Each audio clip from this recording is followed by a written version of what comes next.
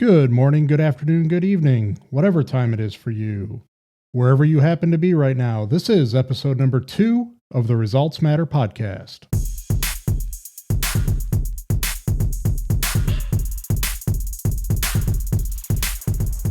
I'm Mike Voorhees, and I help business leaders, entrepreneurs, and sales professionals become measurably more successful. Today, I'm going to start a 3-part series about customer experience and how, in a world where awful customer service seems to have become the normal, it might just be easier than ever to differentiate yourself. A quick ask before we jump in. If you haven't already, please subscribe, share, and give the podcast a great review wherever you listen. It will really help us get this content to more people who could really benefit from it.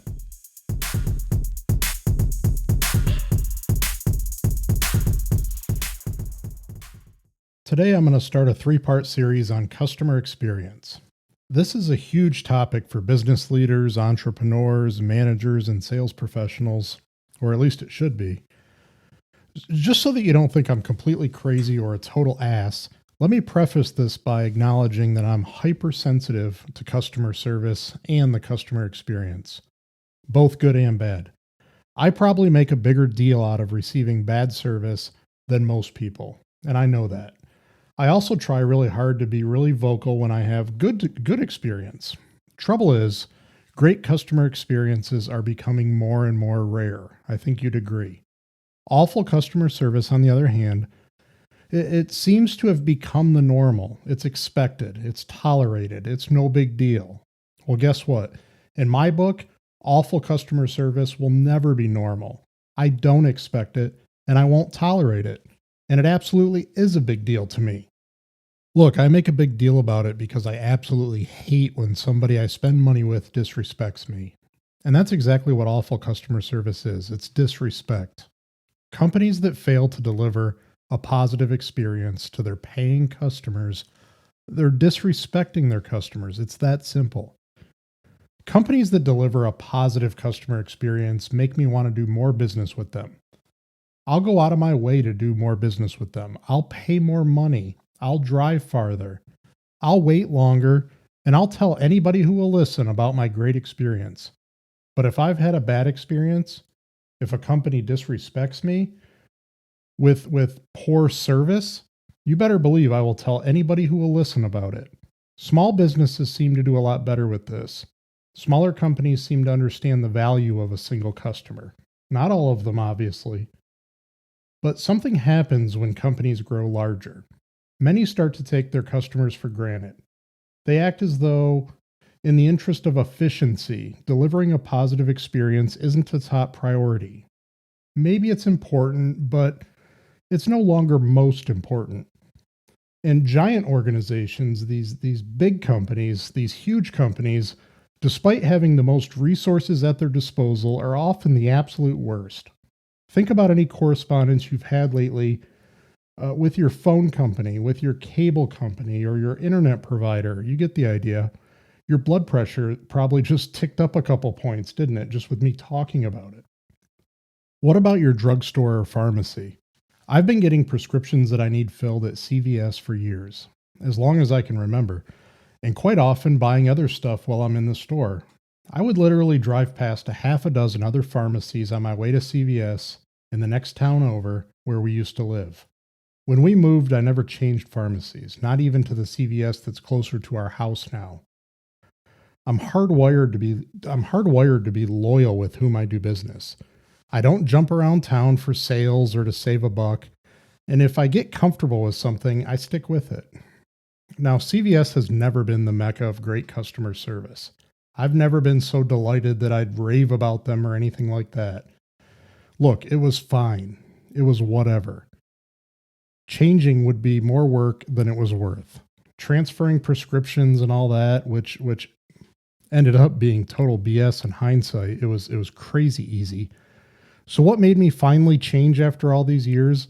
Was there a major altercation? No. Did I get the wrong drugs? Fortunately, no. Did I trip and fall over a 17-foot cash register receipt? Surprisingly, no. Here's what happened. I got sick of the mood, the feel, the attitude, the culture, and the environment from the customer's perspective. I got sick of waiting in line too long because they're always understaffed. I got sick of folks behind the pharmacy counter being noticeably grouchy, stressed, rushed, and miserable because they're being overworked because leadership won't give them enough people to take good care of their paying customers. I got sick of their phone system being a pain in the butt to navigate and never being able to talk to a human being, most likely because the only two people behind the counter working the register, the drive-up window, filling prescriptions, and pitching flu shots that they don't actually have time to administer are too damn busy. And they really are. They're too damn busy. Too busy to put any thought at all into providing an excellent customer experience. Shopping at CVS became transactional at best and frustrating at worst. So I finally left, and I couldn't be happier that I did. Now I'm in the honeymoon period with my new pharmacy, so this could all change, but I don't think it will, at least not if they keep doing business the way they're doing it right now. If you look around the retail landscape, there's a CVS on the corner and there's a Walgreens right across the street. These two drugstore, pharmacy, retail giants look very similar. They seem to function very similar, offer the same or similar products and services, and are obviously competing for the same customers. Similar on the surface, but much different when it comes to the customer experience they provide. And it's no accident or coincidence. The difference is a product of each company's leadership and strategy. Both CVS and Walgreens have aggressive growth strategies. Walgreens recently purchased about 2,000 Rite Aid stores, and CVS acquired Aetna, the U.S.'s third largest insurer in terms of membership. Neither company is afraid to close underperforming locations either. These are both for-profit businesses, and that's a good thing. The coronavirus pandemic has obviously challenged both companies financially and functionally. But despite the challenges of the season, Walgreens continues to outperform CVS in terms of customer experience by a huge margin. CVS stores that I've been in are dark and cluttered. Walgreens stores, however, have bright lighting with much more open floor plans. When I walk into a Walgreens, the cashier says, "Welcome to Walgreens." In the pharmacy, the people are friendly. They're helpful and upbeat. The mood is better. The attitude is better. The environment is better. The culture from the outside looking in is better. Walgreens employees act as though they're happy to help me. At CVS, I always felt like I was a burden. A few days after I picked up my first prescription order from Walgreens, a nice lady called to make sure it was going okay and to see if I had any questions for the pharmacist. I couldn't believe it. A real human being taking time to call me, not a robot or an automated service, a real human being. Super cool. In a world mostly dominated by awful customer service, little things like an unexpected phone call can make all the difference. Now, I'm sure training and hiring practices play a big part in all this, and I know that adequate staffing plays a huge part in all this. And like I said, none of this is by accident or coincidence. CVS stores are so short-staffed by their leadership that they probably couldn't deliver a positive customer experience if they really tried. But it's clearly not their focus. It's not their priority. And customers can see and feel the difference. And for me, I finally decided I didn't want to spend my money there anymore. So I had my prescriptions transferred to Walgreens. Super easy and painless, by the way. When I go there, I always hear, "Welcome to Walgreens," when I walk in the door. It's nice. The store is nice. It's clean. It's well lit. And there's actually room to walk around. It's not cluttered. They always seem to have enough people working. The folks in the pharmacy are friendly, and for me, that's what I want. Friendly. Make me feel like you're happy I'm doing business with you and not giving my money to somebody else. Act as though you value me as a paying customer. Make my life easier, not more difficult. Understand that the customer experience matters and that leaders of businesses have control over that. The customer experience is not an accident or a coincidence. It's well-executed strategy When the strategy actually includes intentionally creating a positive customer experience. But if it's not a focus, if it's not a priority, it'll never happen, at least not consistently. So let's get out of corporate America and dump all of this into Main Street, into small business USA. Good news, bad news. Intentionally creating a positive customer experience is easier in small business. There's less people involved, there's less layers, and it can be easier to control. Not easy, but easier. Often easier. That's the good news. The bad news, CVS can afford to lose my business. CVS can afford to have me telling this story to anybody who will listen. At least for now they can.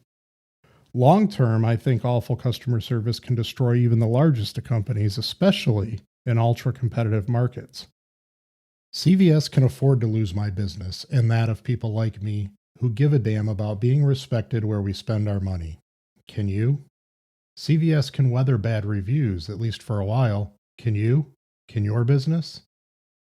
Designing and executing a positive customer experience is not an accident. It doesn't just happen. It needs to be intentional. It needs to be a focus and a priority. It's much more difficult to lose in a competitive industry when you consistently provide a noticeably better customer experience. It matters. It makes a huge difference. Thank you so much for listening today to the Results Matter podcast. If you enjoy or find this material useful, please subscribe, give a great review, and share with others. Be sure to check out the next episode, which will be part 2 of this 3-part series on customer experience, where I'm going to dig deeper into a world where awful customer service seems to have become the normal, and because of that, it just may be easier than ever to differentiate yourself.